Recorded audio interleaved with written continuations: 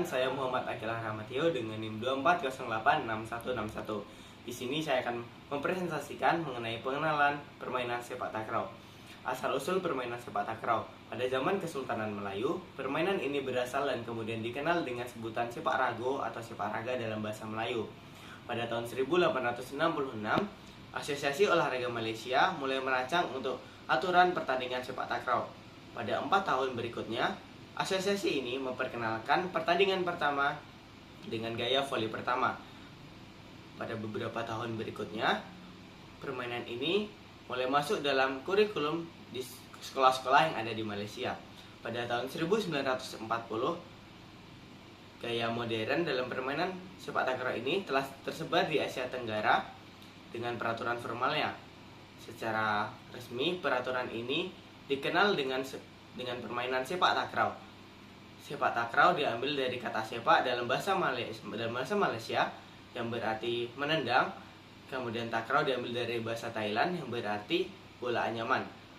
Secara harfiah, permainan sepak takraw berarti menendang bola. Permainan ini disepakati oleh dua negara, yaitu Malaysia dan Thailand. Perkembangan era modern dalam permainan sepak takraw. Pada tahun 1960-an, permainan sepak takraw didasari oleh dua negara, yaitu Malaysia dan Thailand, yang dimana kedua negara ini yang mempelopori terbentuknya ISTAF yang merupakan Federasi Sepak Takraw Internasional. Pada tahun 1988, ISTAF terbentuk, yang dimana negara Malaysia dan Thailand yang merupakan negara yang mempelopori berdirinya ISTAF. Selanjutnya, perkembangan permainan sepak takraw internasional. Pada tahun 1965, sepak takraw merupakan salah satu cabang olahraga yang masuk ke dalam pesta olahraga Southeast Asia Regional Games atau bisa dikenal dengan SEA Games, yang dimana diselenggarakan dalam 2 tahun sekali, yang diikuti oleh negara Laos, Thailand, Singapura, dan Malaysia. Pada tahun 1977, jumlah negara yang mengikuti SEA Games diperluas dengan negara Asia lainnya, yaitu Indonesia, Brunei Darussalam, dan Filipina, yang dimana nama SEA Games dirubah menjadi Southeast Asia atau bisa dikenal dengan SEA Games. Pada tahun 1982 dibentuk organisasi negara-negara Asia di dalam permainan sepak takraw yang dikenal dengan nama ASTAF, ASEAN Sepak Takraw Federation. Pada tahun yang dimana dalam organisasi tersebut terdiri dari 14 negara, yaitu Brunei Darussalam, Cina, Filipina, India, Indonesia, Jepang, Korea, Laos, Malaysia, Myanmar, Singapura, Sri Lanka, Thailand, dan Vietnam. Kemudian pada 5 Maret 1992 diresmikan konstitusi organisasi sepak takraw internasional dengan nama ISTAF, International Sepak Takraw Federation, yang awalnya terdiri dari 16 negara anggota, yaitu 14 negara anggota ASTAF, kemudian ditambah negara Amerika Serikat dan Finlandia. ASTAF merupakan organisasi di bawah naungan ISTAF. Kemudian kita masuk ke dalam peraturan permainan sepak takraw. Pada peraturan dasar sepak takraw adalah sebuah olahraga cepat dan penuh aksi yang dimainkan dan mempertandingkan dua regu yang saling berhadapan, dipisahkan oleh sebuah jaring atau net setinggi 5 kaki. Mirip seperti bola voli, setiap regu memiliki kesempatan 3 kali memainkan bola secara berturut-turut, dan seseorang pemain bola memainkan bola secara beruntun. Jenis tendangan yang bisa digunakan adalah umpan, lambungan, dan spike, sedangkan regu lawan akan berusaha memblok pada bola. Semua yang dilakukan tanpa menggunakan tangan ataupun lengan. Permainan dimulai saat pemain depan melempar bola kepada tekong atau pemain belakang yang melakukan serve. Service dilakukan menyeberangi net untuk mendapatkan poin. Kemudian pemain. Sebuah pertandingan dimainkan oleh dua regu yang masing-masing terdiri atas 3 pemain. Salah satu pemain berada di bagian belakang lapangan atau bisa disebut dengan tekong atau service. Kemudian 2 pemain lainnya berada di dekat jaring atau net, yang di sebelah kiri disebut apit kiri dan sebelah kanan disebut apit kanan. Ukuran lapangan permainan sepak takraw. Lapangan sepak takraw berukuran 13,4 meter dikali 6,1 meter atau 44 kaki dikali 20 kaki dibagi menjadi dua bagian yang sama, 6,7 meter atau 22 kaki dikali 6,1 meter atau 20 kaki. Bidang ke atas atau bebas dari gangguan hingga setinggi 8 meter atau 26,25 kaki yang diukur pada permukaan lantai dan 3 meter atau 10 kaki dari tepi lapangan juga harus bebas dari gangguan. Garis tepi dan garis belakang. Lebar garis tepi di kedua sisi lapangan dan garis belakang di kedua ujung lapangan yang menjadi batas lapangan tidak boleh lebih dari 0,04 meter atau 1,5 inci. Digambar dan diukur di arah dalam dari garis tepi terluar ukuran lapangan. Garis tengah. Garis tengah selebar 0,02 meter atau 3/4 inci yang sama besar seperempat lingkaran di pojok depan setiap setengah bagian lapangan. Di garis tengah digambar sebuah garis tepi seperempat lingkaran selebar 0,3 meter atau 1 kaki dari sisi luar jari-jarinya. Lingkaran servis dengan jari-jari 0,3 meter atau 1 kaki digambar di kedua bagian lapangan. Titik pusat lingkaran berjarak 2,45 meter atau 8 kaki dari garis belakang dan 3,05 meter atau 10 kaki dari garis tepi. Lebar garis 0,04 meter atau 1,5 kaki diukur dan digambar ke arah luar dari sisi luar jari-jari. Penilaian dalam permainan sepak takraw. Sepak takraw menggunakan sistem point rally scoring yang berarti bahwa poin dapat dicetak oleh kedua tim, tidak hanya oleh tim yang sedang melakukan servis. Setiap pertandingan terdiri dari beberapa set. Biasanya pertandingan dimainkan dalam 3 set dan tim yang pertama yang mencapai 21 poin dengan selisih 2 poin akan memenangkan set tersebut. Pada poin yang dicetak ketika tim lawan gagal untuk mengambil bola dengan benar. Hal ini termasuk situasi di mana bola keluar lapangan, menyentuh tangan sebelum pemain mengembalikan, atau jika mengenai bagian tubuh yang tidak diizinkan. Tim juga menyentuh jaring atau melakukan pelanggaran lainnya. Tim yang memenangkan 2 dari 3 set akan menjadi pemenang pertandingan. Jika terjadi hasil imbang 1-1, set ketiga menjadi penentu. Jenis-jenis pelanggaran dalam permainan sepak takraw. Tekong gagal menyeberang bola melewati garis saat melakukan lemparan servis. Bola jatuh ke lantai, baik di dalam atau di luar permainan. Sebuah regu menyentuh bola lebih dari 3 kali secara beruntun. Bola menyentuh jaring tapi gagal menyeberang net. Bola mengenai tangan atau lengan pemain. Bagian tubuh pemain menyentuh, melewati, atau di bawah jaring. Bola terhenti atau menyangkut di salah satu bagian tubuh pemain dan tidak memantul.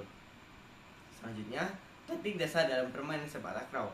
Yang pertama ada sepak sila. Sepak sila merupakan teknik dasar yang paling dominan dalam permainan sepak takraw. Sehingga sebagian orang menyebut teknik ini adalah ibu dari permainan sepak takraw. Sepak sila adalah menyepak dengan bola dengan kaki bagian dalam, yang mana pada saat menyepak posisi kaki ini dipukul seperti orang bersila. Sepak sila digunakan untuk menerima dan menguasai bola, mengumpan hantaran bola, dan untuk menyelamatkan serangan lawan. Cara melakukannya, yang pertama, sikap awal berdiri dengan 2 kaki selebar bahu, kemudian kaki pukul digerakkan meliputi sila sehingga lutut kaki tumpu dengan sumbu pukulan pada pengkal paha, sedang kaki tumpu rileks sedikit ditekuk. Kemudian yang ketiga, jarak bola terhadap badan dijaga tidak boleh dari separuh lengan kita, karena kita memikul dengan posisi kaki sila. Jadi jarak badan dan bola dekat.